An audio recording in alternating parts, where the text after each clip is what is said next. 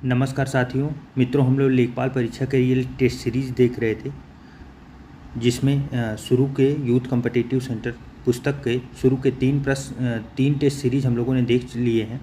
आज हम लोग चौथा लेके आए हैं जो कि काफ़ी महत्वपूर्ण प्रश्नों का संकलन इसमें दिया गया है और हूबहू आप देखेंगे कि टेस्ट सीरीज से सीधे प्रश्न परीक्षा में वहाँ पे सीधे इसी से आएंगे प्रश्न, क्योंकि इनकी क्वालिटी ऐसी बनाई ही गई है। तो ज़्यादा समय न गवाते हुए मित्रों, आइए हम लोग शुरू करते हैं आज का टॉपिक। इसमें टोटल 100 प्रश्नों का श्रृंखला है, लेकिन हम लोग जो 75 प्रश्न कंप्लीट करेंगे जो कि जीएस और ग्रामीण परिवेश और सामान्य हिंदी के प्रश्न होंगे। मैथमेटिक के प्रश्न आप लोगों को टेलीग्राम पे वैसे ही मिल जाएगा पूरा टेस्ट पेपर। मैथमेटिक के प्रश्न आप लोग खुद से सॉल्व कर लीजिएगा। आइए देखते हैं। पहला प्रश्न है, जलधि में कौन सा समास है? कर्मधारय, तत्पुरुष, अव्ययी भाव या द्वंद्व? जलधि। सबसे पहले हिंदी के वर्ड मीनिंग को आप विशेष ध्यान दिया करिए, क्योंकि अगर वर्ड मीनिंग आपने पकड़ लिया तो 70-80% आपने काम कर लिया अपना। जलधि अर्थात जल को धारण करने वाला, और चूँकि इसमें जल और धी से मिल के बना हुआ है धारण करने वाला, और धी ही इसका अर्थ देता है, अर्थात सेकंड शब्द जो इसमें है। आप देखते हैं, आपको पता होगा समास में 2 शब्दों का संकलन होता है और इसमें जो सेकंड शब्द है वो धी है, और धी की वजह से ही इसका अर्थ निकलता है। तो इसी वजह से सेकंड पद जहाँ प्रधान होते हैं वो तत्पुरुष समास कहलाते हैं। नेक्स्ट आइए देखते हैं। अगला प्रश्न है, निम्नलिखित समास विग्रह को अन्य किस नाम से संबोधित किया जाता है? पद्म आसन है जिसका। यहाँ पे देखिए, समास तो पूछा गया है समास विग्रह, लेकिन एकदम सीधे सीधे पूछ लिया गया है किसी वर्ड का मीनिंग। पद्म आसन है जिसका, ये किसे कहा जाता है? तो सरस्वती जी को पद्म आसन कहा जाता है। जैसे आपने देखा होगा दशानन, यहाँ पे लिखा होता 10 सिरों वाला, तो वो रावण की बात की जाती। ये पिछले प्रश्नों में हम लोगों ने देखा था, पिछले टेस्ट सीरीज के प्रश्नों में। आइए अब नेक्स्ट देखते हैं। क्रोध शब्द का पर्यायवाची है। पर्यायवाची अर्थात समान अर्थ देने वाले जो शब्द होते हैं उन्हें पर्यायवाची कहते हैं। इन्हें समानार्थी शब्द भी कहते हैं। आप लोग इसे भी ध्यान रखिएगा, क्योंकि कई बार परीक्षाओं में पूछे भी जाते हैं। नीचे के प्रश्न में आप देखिए सीधा पूछा भी गया है। समानार्थी शब्द और पर्यायवाची शब्द दोनों एक ही हैं। क्रोध का पर्यायवाची संताप। संताप तो क्रोध का पर्यायवाची नहीं हो सकता। संताप दुख को कहते हैं, और दुख और क्रोध में अंतर होता है, इसलिए संताप दुख को कहते हैं। आप ध्यान में रखें। अमर्ष क्रोध का पर्यायवाची है, तो इसका सही जवाब जो होगा वो ऑप्शन बी होगा। आगे देखते हैं सी में क्या दिया हुआ है। तीसरा जो है वो वैमनस्य दिया है। वैमनस्य का अर्थ क्या होता है? तो वर्ड मीनिंग जरूर आप ध्यान में रखा करिए, और वर्ड मीनिंग आप नोट डाउन कर लिया करिए। जिन शब्दों को आप नहीं जानते हैं, जब ज़्यादा से ज़्यादा शब्द आपको पता होंगे तो आप काफ़ी अच्छी पकड़ हिंदी में रखेंगे। वैमनस्य का अर्थ होता है शत्रुता। शत्रुता को वैमनस्य कहा जाता है, जबकि भीति डर को कहा जाता है। काफ़ी इंपॉर्टेंट है, आगे कभी भी परीक्षा में आए तो आप ध्यान में अवश्य रखें। उसके बाद नेक्स्ट प्रश्न है, अवगाहन शब्द का समानार्थी शब्द दिए गए विकल्पों में से कौन सा है? अवगाहन पूछा गया है। अवगाहन, सबसे पहले सही बात यही होती है कि इसकी वर्ड मीनिंग पता होनी चाहिए। अवगाहन किसे कहते हैं? तो अवगाहन इसका जो सही होगा वो होगा छानबीन। और स्वागत करना, आसन, जाना, इन सब के बारे में तो आप जानते ही होंगे। अवगाहन की मीनिंग छानबीन होती है। आपको बताया मैंने कि अगर आप वर्ड मीनिंग जानते हैं तो आपकी पकड़ अच्छी होगी हिंदी में। उक्त शब्द का विलोम क्या है? इसका विलोम अनुक्त होता है, और जबकि उपयुक्त का विलोम अनुपयुक्त होता है। ये आपस में एक दूसरे के विलोम है। इसके बाद नेक्स्ट देखते हैं, पूर्ववर्ती का विलोम शब्द दिए गए विकल्पों में से कौन सा है? कौन सा? पूर्ववर्ती का विलोम। इसका विलोम परवर्ती होगा। पूर्ववर्ती का परवर्ती, जबकि पूर्वज का विलोम जो है वो अग्रज होगा। अग्रज पूर्वज का। उसके बाद नीचे आइए देखते हैं नेक्स्ट, इनमें से एक शब्द तद्भव है। तद्भव और तत्सम आप लोग जानते ही होंगे। तत्सम ऐसे शब्द जो संस्कृत से सीधे आए हैं। तद्भव ऐसे शब्द जो संस्कृत से आए तो हैं, लेकिन वो तोड़ मरोड़ के प्रस्तुत किए जाते हैं, अपनी दैनिक हिंदी में वो बदल गए हैं, उन्हें तद्भव कहते हैं। इसमें देखिए दिन जो है एक तत्सम शब्द है। अंधकार भी तत्सम शब्द है, और स्कंद ये भी तत्सम शब्द है। जबकि कपास एक तद्भव शब्द है।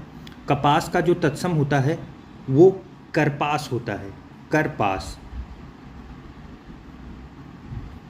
करपास। आइए नेक्स्ट देखते हैं, निम्नलिखित तत्सम तद्भव शब्दों का संगत युग्म है। कौन सा युग्म संगत है? यहाँ पे देखिए, पर्यक, पर्यक और पलंग, ये शब्द युग्म जो है ये सही है। जबकि सुक्त, सक्तु, सक्तु देखेंगे, सक्तु सत्तु को बोलते थे, जिसका आज के अर्थ में हम लोगों को पता है सत्तु किसे कहते हैं। घोटक, जबकि घोटक जो है वो घोड़े को कहा जाता था, और घड़ा जो है ये घड़ा को घट कहते हैं, इसका तत्सम रूप घट था, घट से टूट के ये घड़ा बना है। नेक्स्ट आइए देखते हैं, भूर्ध का संधि विच्छेद क्या होगा। यहाँ पे देख रहे हैं भू धन ऊर्ध्व, अर्थात ये दीर्घ संधि का एक अच्छा उदाहरण है, जिसमें आप देख रहे हैं यहाँ पे भी बड़ी ऊ की मात्रा है और छोटी ऊ की मात्रा है। तो दीर्घ संधि में जब दोनों आपस में आते हैं तो वो उसमें मिलकर एक शब्द जो कंप्लीट शब्द का तैयार करते हैं, वो दीर्घ संधि के रूप में कहा जाता है। तो अर्थात बी होगा भू प्लस ऊर्ध्व। उसके बाद नेक्स्ट आइए देखते हैं, नीरस में संधि प्रकार है।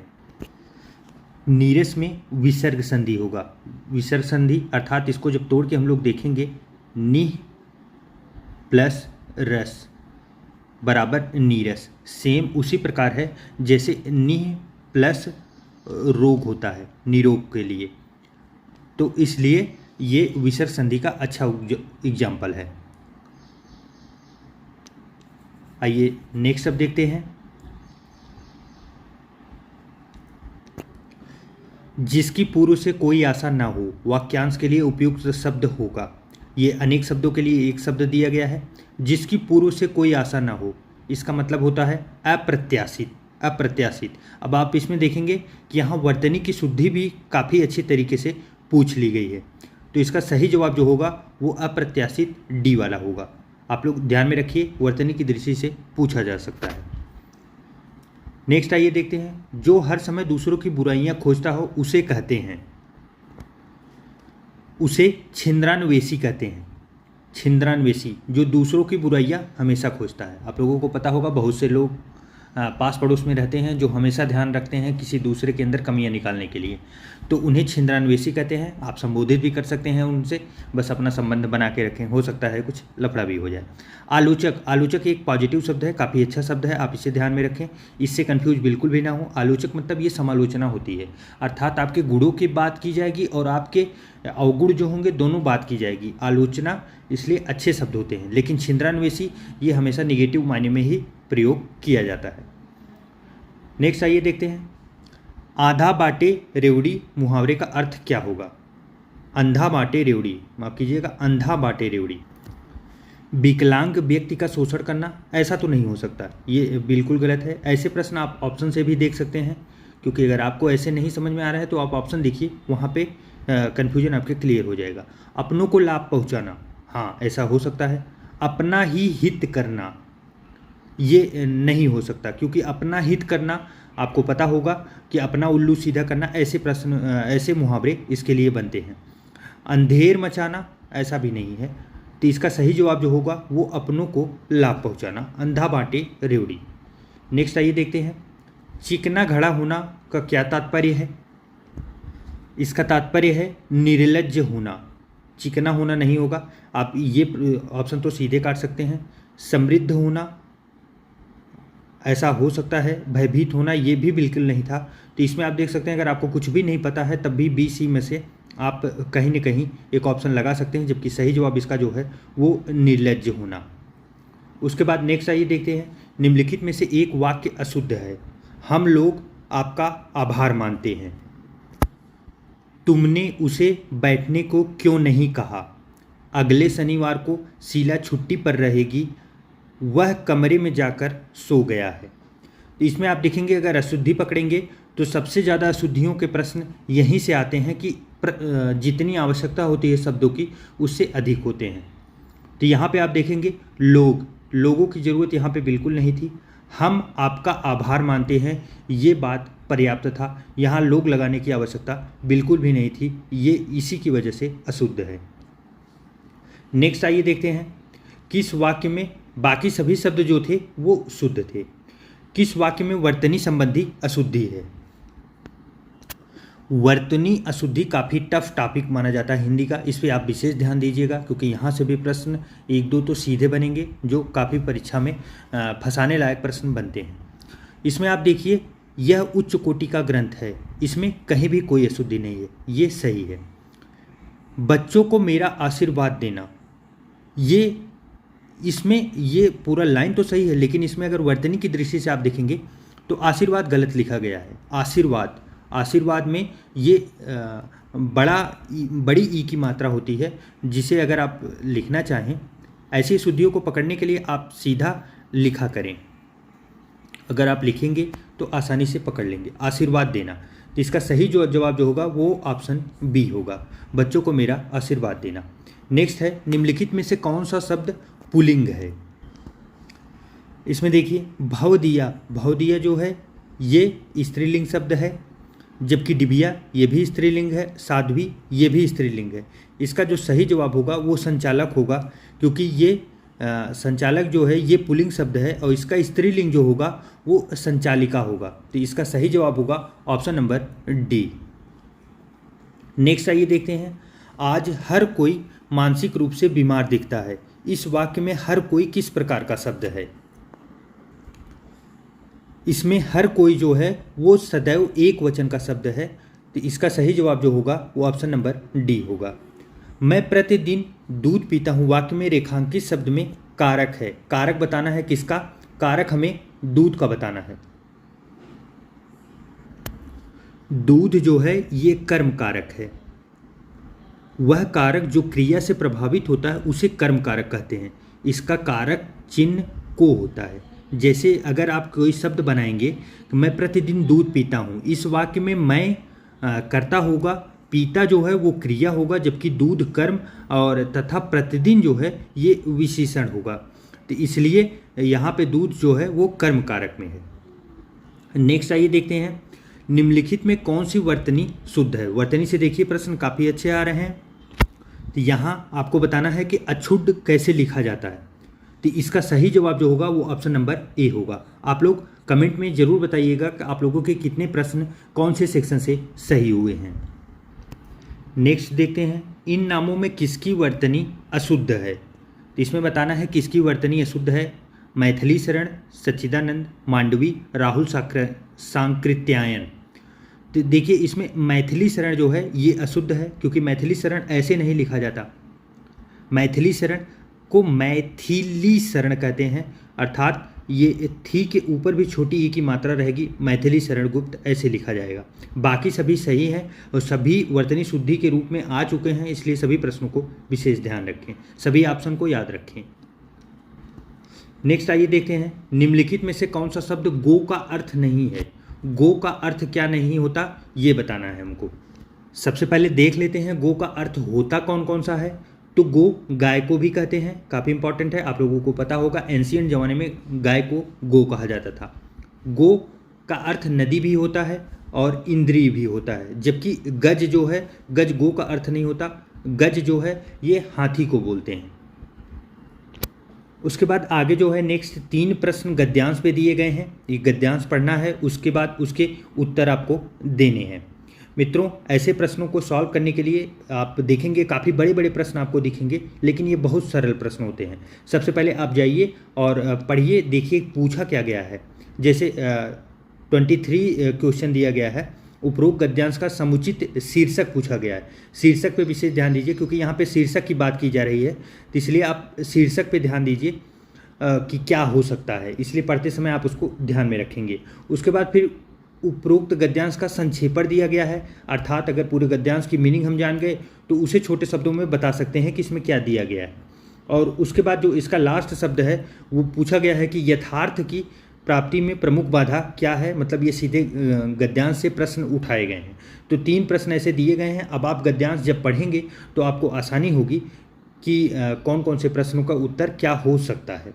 तो ऐसे प्रश्नों को मैं आपके लिए छोड़ रहा हूँ, आप इसको टेलीग्राम पे जाइएगा, वहाँ पे आपको जब PDF मिलेगी वहाँ से आप जाके प्रैक्टिस जरूर कर लीजिएगा, ज़रूर से ज़रूर कीजिएगा मित्रों, क्योंकि वहाँ पे 1 सेकंड की भी मिस्टेक, ऐसी चीज़ें ना होनी चाहिए जो हम लोगों ने एक्सपेक्ट नहीं की थी। इसलिए मैं उम्मीद करता हूँ कि आप लोग इसे ज़रूर करेंगे। आइए अब देखते हैं GS के प्रश्नों का। आइए अब देखते हैं GS के प्रश्नों को। तो इसमें पहला प्रश्न है, पाल साम्राज्य भारत के किस हिस्से से संबंधित है? तो पाल साम्राज्य भारत के पूर्वी हिस्से से संबंधित है। दक्षिण भारत का जब मैप आप देखेंगे तो यहाँ नीचे पूर्वी साइड में यहाँ पाल साम्राज्य अवस्थित था।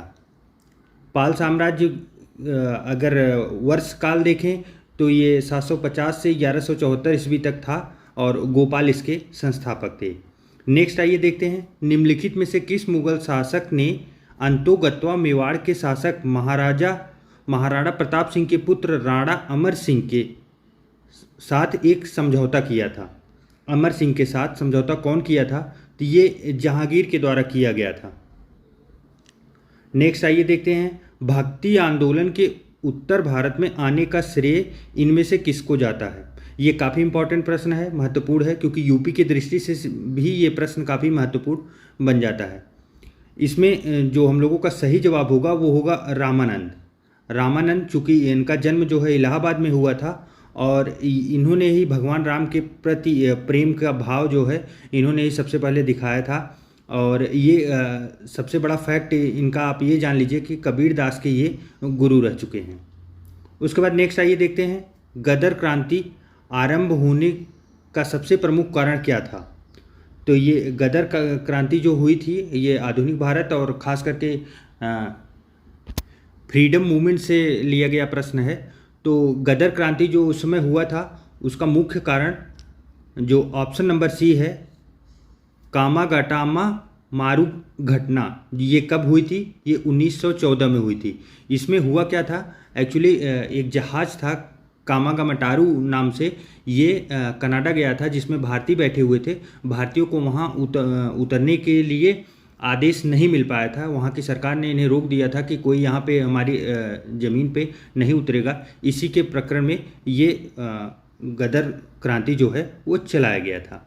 नेक्स्ट आइए देखते हैं, टीपू सुल्तान कहाँ का शासक था? तो ये काफ़ी महत्वपूर्ण प्रश्न है, इसको तो लगभग सभी को पता होगा, जस्ट फैक्ट है, याद रखें, मैसूर का।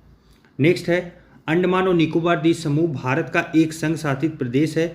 निकोबार में द्वीपों की संख्या क्या है? इसमें खास करके पूछा गया है निकोबार में कितने द्वीप दिए गए हैं। तो टोटल अभी तक आप ये बताइए कि अंडमान और निकोबार द्वीप में टोटल मिला के कितने हैं? तो आप समझ सकते हैं लगभग 570 प्लस 572 द्वीप हैं टोटल जो हैं अंडमान और निकोबार दोनों को मिला के। और अगर मात्र अगर निकोबार को देखा जाए तो उसमें टोटल 22 हैं। सही ऑप्शन बी होगा। नेक्स्ट आइए देखते हैं, भारत में रजत क्रांति किससे संबंधित है? क्रांति आप लोग विशेष पढ़ के जाइएगा क्योंकि ये मैच द फॉलोइंग में या तो सीधे प्रश्न यहाँ से आ सकते हैं। तो रजत क्रांति अंडा और चिकन उत्पादन से संबंधित है। नेक्स्ट, वह नदी कौन सी है जिसका उद्गम भारत में नहीं है? तो चिनाब का उद्गम भारत में है, ब्यास का भी है और रावी का भी है। सतलज का उद्गम यहाँ भारत में हमारे नहीं है, ये तिब्बत में पड़ता है जो इस समय चीन के कब्जे में है। निम्नलिखित में से किस राज्य में काली मृदा मिट्टी पाई जाती है? काफ़ी महत्वपूर्ण प्रश्न है। काली मिट्टी आपको अगर जब भी राज्य पूछा जाए तो 2 राज्य हमेशा याद रखें और धड़ल्ले से लगा के आएँ, एक गुजरात है और दूसरा आपका महाराष्ट्र हो जाता है। उसके बाद फिर नेक्स्ट आते हैं, कुडनकुलम परियोजना किस राज्य में स्थित है? यह परियोजना जो है ये तमिलनाडु में स्थित है। नाभिकी संयंत्र है, नाभिकी विद्युत उत्पादन की इकाई है ये। नेक्स्ट आइए देखते हैं, महात्मा गांधी ने अर्थव्यवस्था की वकालत की थी। कौन सी अर्थव्यवस्था की वकालत की थी महात्मा गांधी ने? तो विकेंद्रीकृत का मतलब क्या हुआ कि जैसे पावर किसी एक के पास ना हो, ये नीचे से लेके ऊपर तक सबकी अपनी अपनी जिम्मेदारी हो और पावर का अलग अलग बंटवारा हुआ हो। क्योंकि अगर आपको पता है कि सिर्फ एक लोगों के पास पावर रहती है तो बहुत ज़्यादा मतलब वो शक्तिशाली पर्सन हो जाता है और वो अपनी इच्छा से कार्य करना शुरू कर देता है। इसीलिए उनकी विकेंद्रीकृत की जो संकल्पना थी ये उनकी महात्मा गांधी जी की संकल्पना है। काफ़ी इंपॉर्टेंट महत्वपूर्ण प्रश्न है, ध्यान में रखें। शून्यकाल का अर्थ क्या है, ये भी काफ़ी महत्वपूर्ण प्रश्न है। यूपीपीसीएस का फेवरेट प्रश्न रहा है, कई बार आ चुका है, तो इसलिए आयोग इस पे भी प्रश्न बना सकता है। शून्यकाल खास करके ऐसे समय को कहते हैं जब कोई अति महत्वपूर्ण विषय चर्चा के लिए उठाया जाता है तो उसे शून्यकाल कहते हैं। खास करके ये समय जो होता है 12 बजे से लेके 1 बजे के बीच में होता है, तो इसको याद रखने के लिए आप हमेशा ध्यान में रखें। 12 के बाद 1 आता है, बीच में शून्य आएगा, तो इसीलिए शून्यकाल इसे कहा जाता है। उसके बाद नेक्स्ट आइए देखते हैं, भारत के संविधान निम्नलिखित में से किसके विरुद्ध अभियोग चलाने का प्रावधान नहीं है। विशेष ध्यान दें, पॉलिटी का काफ़ी फेवरेट प्रश्न है। राष्ट्रपति के ऊपर अभियोग चलता है, राज्य के राज्यपाल इनके ऊपर नहीं चलता। हम लोगों का सही जवाब जो होगा वो ऑप्शन बी होगा। नेक्स्ट हम लोग देख लेते हैं क्या क्या है। भारत के मुख्य न्यायाधीश इनके ऊपर भी चलता है और भारत के उपराष्ट्रपति इनके ऊपर भी महाभियोग चलाया जाता है। नेक्स्ट आइए देखते हैं, गरीबी हटाओ का नारा किस पंचवर्षीय योजना का काल में दिया गया था। यह 5वीं पंचवर्षीय योजना में चलाया गया था और जिसका कार्यकाल था 1974 से लेके लगभग 1979 के बीच में था और इंदिरा गांधी की सरकार उस समय थी, तो 5वीं पंचवर्षीय योजना है। कई बार प्रश्न ये भी आ चुका है, तो आप पंचवर्षीय योजनाएं और उनके महत्वपूर्ण जो लक्ष्य बनाए गए थे उसको भी आप एक बार पढ़ के जरूर जाइएगा। आवृत्ति मापने की इकाई का क्या नाम है, तो ये एकदम सीधा फैक्ट है, कई बार आ भी चुका है, हर्ट्ज जो होता है। नेक्स्ट आइए देखते हैं, चालक के माध्यम से प्रवाहित एक धारा होती है, तो यह विभवांतर के प्रत्यक्षतः अनुपातिक धारा होती है। सही जवाब होगा ऑप्शन नंबर ए। नेक्स्ट आइए देखते हैं, हरे फलों को कृत्रिम ढंग से पकाने हेतु प्रयुक्त गैस है, कौन सी है, तो एसिटिलीन गैस है, कई बार आ चुका है, महत्वपूर्ण है, ध्यान में रखें। हरे फलों को पकाने की कृत्रिम ढंग से, जो हम लोग फल पकाने के लिए देखते नहीं, मार्केट में जो फल आते हैं उनको पकाने के लिए जो गैस प्रयोग की जाती है वो एसिटिलीन है। वह तत्व जो रक्त में नहीं पाया जाता, तो इसमें लोहा आयरन तो होता है, हीमोग्लोबिन, क्योंकि हीमोग्लोबिन उसी से बॉन्ड बनाता है। आपको पता है आयरन के बगैर तो पूरा कार्य ही नहीं हो पाएगा। तांबा भी उसमें उपस्थित होता है, मैग्नीशियम भी उपस्थित होता है। जो नहीं होता वो क्रोमियम है, क्रोमियम रक्त में नहीं पाया जाता, तो सही जवाब होगा ऑप्शन नंबर सी। नेक्स्ट देखते हैं, निम्नलिखित में से कौन एक प्राइमरी स्टोरेज डिवाइस है। प्राइमरी स्टोरेज डिवाइस कंप्यूटर की एकदम नॉर्मल सा प्रश्न है, आप लोग हमेशा ध्यान में रखें। प्राइमरी स्टोरेज कौन कौन से होते हैं, तो प्राइमरी स्टोरेज में आपके रैम होते हैं और रोम होते हैं, और दोनों का फुल फॉर्म क्या होता है, random access memory, read only memory. तो इसमें हम लोगों का जो ऑप्शन दिया गया है रैंडम एक्सेस मेमोरी दिया गया है, जिसे रैम बोला जाता है। बाकी अन्य जो दिए गए हैं स्टोरेज वो सेकेंडरी स्टोरेज होते हैं, जैसे पेन ड्राइव हुआ, सीडी डिस्क हुआ, देखिए हार्ड डिस्क हुआ, मैग्नेटिक टेप हुआ, ऑप्टिकल डिस्क हुआ, ये सब सभी चीज़ें सेकेंडरी डिवाइस होती है जो आप लगाते हैं, यूज करके उसे निकाल के हटा सकते हैं। फ्लाई ऐश क्या है, फ्लाई ऐश काफ़ी महत्वपूर्ण चर्चा रहा है, कई बार करंट में हमेशा बना रहता है, इसलिए यहाँ से भी प्रश्न बनने के चांसेस हैं। ऐश के लघु कण होते हैं, ऐश के लघु कण होते हैं। फ्लाई ऐश एक्चुअली होता ये है कि जो कोयले से जब विद्युत बनाया जाता है तो जो कोयले की राख निकलती है वो काफ़ी डंप हो जाती है, हवा में, एटमॉस्फेयर में वो उड़ने लगती है और वो सांस के माध्यम से हम लोगों के शरीर में जाके बहुत हानिकारक प्रभाव पहुंचाती है, तो उसी को फ्लाई ऐश कहते हैं। फ्लाई ऐश क्या है, ये राख है, जो उड़ती हुई राख बहुत माइक्रो लेवल पे होती है, काफ़ी छोटी होती है। इसके ऊपर गवर्नमेंट ने कानून भी बनाया है, सीमेंट कंपनियों से टाई अप करके इसे सीमेंट में इस्तेमाल किया जाएगा, क्योंकि सीमेंट के यूज में ये काफ़ी महत्वपूर्ण है और बहुत अच्छा कार्य करता है बिल्डिंग मटेरियल में।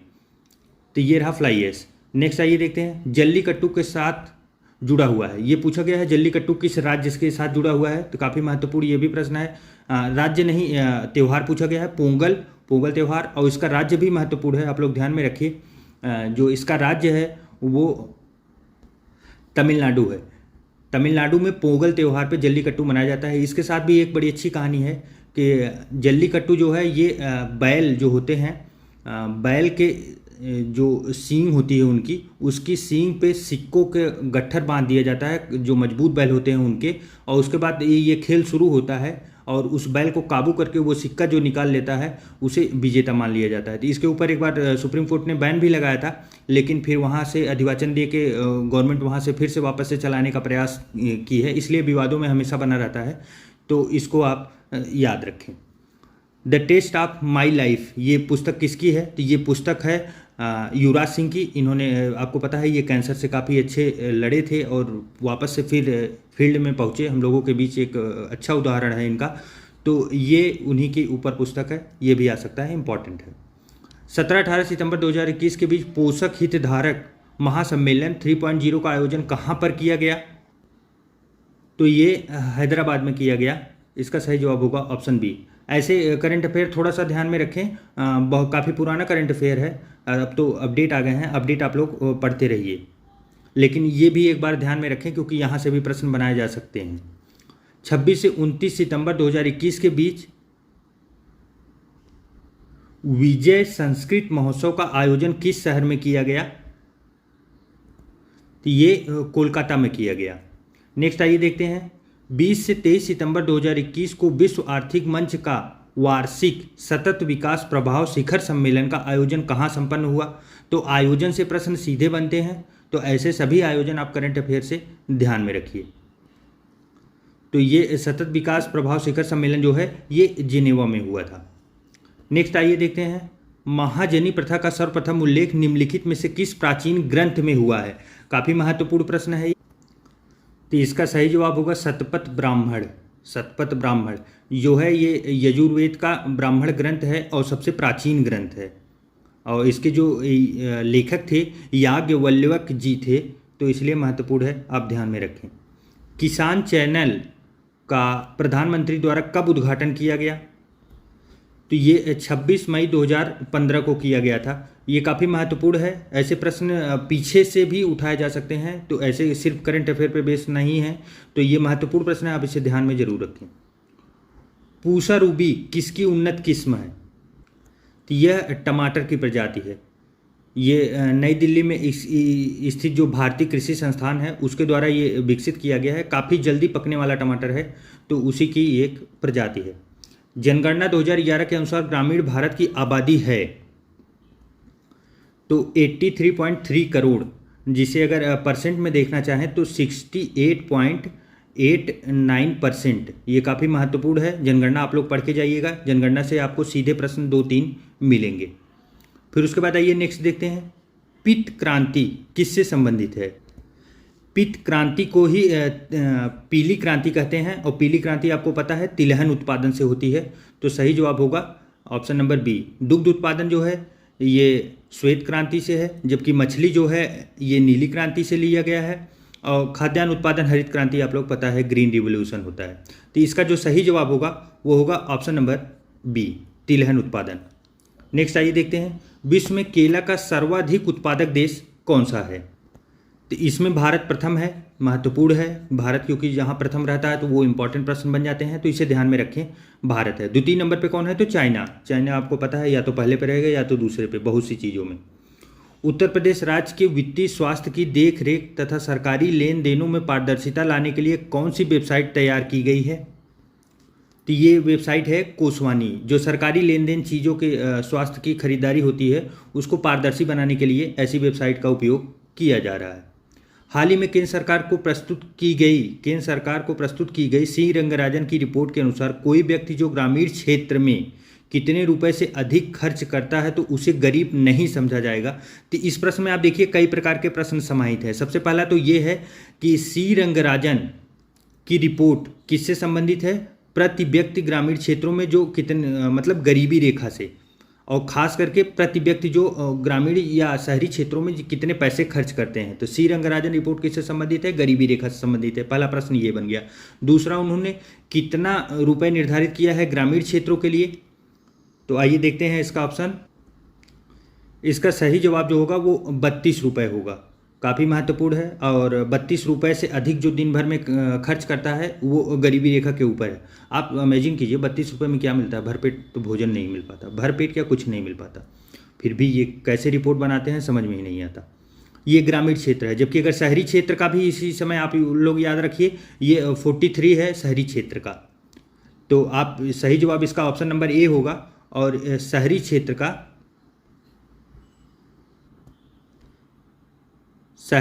43 होगा।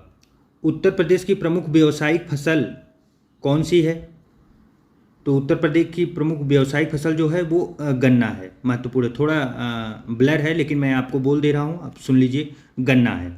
काफ़ी महत्वपूर्ण है, ध्यान में रखिए, कई बार आ चुका है, फेवरेट प्रश्न है। नाबार्ड जो एक ग्रामीण विकास के लिए ऋण देता है वह क्या है? विभाग है, बोर्ड है, खंड है या बैंक है? तो ये बैंक है। लेकिन ध्यान में रखें, ये प्रश्न आपको फंसाने के लिए बनाए जाते हैं बार बार कि नाबार्ड में आप अकाउंट खुला सकते हैं या वहाँ से पैसे डायरेक्ट ले सकते हैं, ऐसा कुछ नहीं है। नाबार्ड जो है वो बैंकों का, आप समझ सकते हैं, बैंकों के लिए ही सारा कार्य करती है, हम लोगों के लिए कार्य करती है। लेकिन रही बात, वो सीधा डील बैंकों से करेगी, हम लोगों से कोई मतलब उनका नहीं होता है। निम्नलिखित में से कौन सी LM सिंघवी समिति की सिफारिशें हैं? गांवों के एक समूह के लिए न्याय पंचायतें बनाई जानी चाहिए। तो ये सही बात है, ये सिफारिश उन्होंने की थी। पंचायती राज संस्थानों के लिए संवैधानिक मान्यता, ये भी सही है। ग्राम पंचायतों के लिए अधिक वित्तीय संसाधन, ये भी सही है। तो उपयुक्त सभी होगा इसमें, ये सभी ऑप्शन नंबर डी होगा। नेक्स्ट आइए देखते हैं, पंचायती राज आप लोग पढ़ के जाइएगा, पंचायती राज से प्रश्न जरूर आएंगे। पंचायती राज प्रणाली किस सूची में है? संघ सूची, राज्य सूची, समवर्ती सूची। तो पंचायती राज राज्य सूची के अंतर्गत आता है, राज्य सरकार के नियंत्रण क्षेत्र के नीचे आता है। नेक्स्ट आइए देखते हैं, उत्तर प्रदेश में पंचायती राज संस्थानों में महिलाओं के लिए आरक्षित स्थानों की संख्या कितनी है? कुल स्थानों का 1/3 है, काफ़ी महत्वपूर्ण है, इसे ध्यान में रखें। जबकि अगर बिहार में आप देखेंगे, बिहार में 50% आरक्षण दे दिया गया है पंचायती राज में। पंचायती राज मतलब ये आपके गांव के जो प्रधान होते हैं। निम्नलिखित कार्यों में से कौन सा कार्य स्थानीय स्वशासन से संबंधित नहीं है? सबसे पहली बात, नहीं वाले प्रश्न आप तुरंत नहीं को अंडरलाइन कर लेंगे या तो उसे एक बड़े गोले में बना लेंगे, क्योंकि आप यहाँ पे गलत करने के चांसेस बन जाते हैं। जब नहीं है तो आप इस पे अलर्ट हो जाइए। है कौन कौन से ये देख लेते हैं। जन स्वास्थ्य, ये तो है, और स्वच्छता का प्रबंधन, ये भी है। जन उपयोगी सेवाएं, ये भी है। लेकिन पंचायती राज में लोक व्यवस्था का अनुरक्षण, ये राज्य सरकार के अंतर्गत आता है, न कि स्थानीय शासन के अंतर्गत आता है। तो ये राज्य के अंतर्गत आता है। सही जवाब लोगों का ऑप्शन नंबर डी होगा। नेक्स्ट आइए देखते हैं, भारत की पंचवर्षीय योजनाओं में से किस योजना में अधिक तीव्र, पोषणीय तथा अधिक समावेशी समृद्धि पर जोर दिया गया है? असल में ये पंचवर्षीय योजना जो थी, ये 12वीं पंचवर्षीय योजना थी, और 12वीं पंचवर्षीय योजना का थीम ही यही था, अधिक तीव्र, पोषणीय तथा अधिक समावेशी समृद्धि। और ये कब से कब तक चला था? तो ये आप समझ लीजिए 2012 से लेके 2017 तक था, लास्ट टाइम यही था। इसी के बाद फिर नेक्स्ट आ गया, और जो ये था, ये मतलब इस योजना को सी रंगराजन द्वारा तैयार किया गया था। तो काफ़ी महत्वपूर्ण है, ध्यान में रखें सभी फैक्ट। नेक्स्ट आइए देखते हैं, भारत के योजना आयोग का प्रथम अध्यक्ष कौन था? काफ़ी महत्वपूर्ण है, योजना आयोग, इसके जो प्रथम अध्यक्ष थे वो थे पंडित जवाहरलाल नेहरू। आप लोगों को पता होगा, इसी को रिप्लेस करके नीति आयोग लाया गया है, national institute for transforming India, जिसके अध्यक्ष हमेशा प्रधानमंत्री होते हैं। तो उस समय प्रधानमंत्री पंडित जवाहरलाल नेहरू थे योजना आयोग के, तो वो थे। और नीति आयोग जब से बना है तब से इस प्रधानमंत्री नरेंद्र मोदी जी हैं, तो तब से इसके अध्यक्ष मोदी जी हैं। करंट अफेयर में इसमें काफ़ी अपडेट आ रहे हैं, आप लोग पढ़ते रहिएगा। नीति आयोग काफ़ी महत्वपूर्ण है और यहाँ से प्रश्न उत्तर प्रदेश की सभी परीक्षाओं में बराबर आते रहते हैं। निम्नलिखित में से किस उत्पादन को हरित स्वर्ण, ग्रीन गोल्ड कहा जाता है? हरित स्वर्ण, ग्रीन गोल्ड। ग्रीन गोल्ड हम लोग जो है ये बांस को कहा जाता है। ऐसा क्यों कहा जाता है? क्योंकि ये काफ़ी तेज़ी से बढ़ता है। बांस का पौधा आप लोग देखे होंगे, तो काफ़ी तेज़ी से विकास करता है और सबसे ज़्यादा कार्बन डाइऑक्साइड अवशोषित करता है, बहुत तेज़ी से अवशोषित करता है, इसलिए इसे ग्रीन गोल्ड के नाम से भी जाना जाता है। और इससे तरह तरह के खिलौने और विभिन्न फर्नीचर का प्रयोग किया जाता है, जो कि डेली यूज के लिए काफ़ी महत्वपूर्ण होते हैं। पूर्वोत्तर राज्य, खास करके जो भारत के पूर्वी राज्य हैं, वहाँ पे इसकी खेती भी की जाती है। नेक्स्ट आइए देखते हैं, हरित क्रांति की सफलता निम्नलिखित की उपलब्धता पर निर्भर है। किसके उपलब्धता पर निर्भर है? बीजों की उच्च पैदावार किस्म, तो ये काफ़ी महत्वपूर्ण है। ये ऐसा अगर नहीं रहेगा, बीज अच्छे नहीं रहेंगे तो हरित क्रांति पूरी विफल हो जाएगी। पर्याप्त सिंचाई सुविधा, अगर सिंचाई सुविधा ही नहीं रहेगी तो खेती कैसे होगी। रासायनिक उर्वरक एवं कीटनाशक, ये भी महत्वपूर्ण है क्योंकि इसी की वजह से हरित क्रांति अपने चरम पे आया था। अब समय बदल चुका है, हम लोग रासायनिक उर्वरक को हटा के वहाँ पे जैविक का प्रयोग करना शुरू कर दिए हैं, लेकिन रासायनिक उर्वरक ही सबसे ज़्यादा हरित क्रांति के लिए लाभदायक सिद्ध हुआ था उस समय में। तो ये उपरोक्त में से सभी। नेक्स्ट आइए देखते हैं, देश में एग्रो इकोलॉजिकल क्षेत्र है, देश में कितने एग्रो इकोलॉजिकल क्षेत्र हैं ये पूछा गया है। तो टोटल देश में जो है वो 20 एग्रो इकोलॉजिकल क्षेत्र हैं। अब यहाँ पे प्रश्न एक और बनता है कि यूपी में कितने हैं, तो ये भी महत्वपूर्ण है, यूपी में टोटल 9 हैं। नेक्स्ट प्रश्न है, लौंग पौधे के निम्नलिखित में से किस भाग से प्राप्त किया जाता है। तो लौंग जो है वो शुष्क पुष्प कली से प्राप्त किया जाता है, तो काफ़ी महत्वपूर्ण है, ये कई बार आ चुका प्रश्न है। नेक्स्ट आइए देखते हैं, समन्वित बाल विकास परियोजना के अंतर्गत निम्नलिखित में से कौन सा एक सम्मिलित नहीं है। ऐसे प्रश्नों को आप थोड़ा सा कॉमन सेंस लगा के सॉल्व किया करिए। देखिए यहाँ पे बाल विकास परियोजना है कि बाल मतलब छोटे बच्चों का विकास करना है, तो पूरक पोषण ये तो सही है। टीकाकरण भी बच्चों का कराना जरूरी है। पोषण एवं स्वास्थ्य और शिक्षा पे भी उनका ध्यान रखना है। लेकिन परिवार नियोजन तो ऐसा कोई मतलब नहीं है, बच्चों के विकास के लिए परिवार नियोजन की आवश्यकता नहीं है। तो सही जवाब इसका होगा ऑप्शन नंबर डी। नेक्स्ट आइए देखते हैं, ग्रामीण विकास के लिए पायलट परियोजना का प्रारंभ किया गया। यह परियोजना जो है 1948 में स्टार्ट हुई थी, जस्ट फैक्ट है, ध्यान में रखें। शारदा सहायक समादेश विकास परियोजना के मुख्य लक्ष्य निम्नलिखित में से क्या हैं, नीचे दिए गए कूट से सही उत्तर चुनिए। शारदा सहायक समादेश विकास परियोजना, तो ये कृषि उत्पादन और बहुफसली खेती द्वारा भूमि उपयोग के प्रारूप को बदलाव और भू प्रबंधन का सुधार करना, ये सभी उपयुक्त सभी प्रकार के प्रावधान इसमें दिए गए हैं। नेक्स्ट चलिए, उत्तर प्रदेश के कितने जिलों में पहले मुख्यमंत्री महामाया मोबाइल अस्पताल योजना प्रारंभ हुई थी।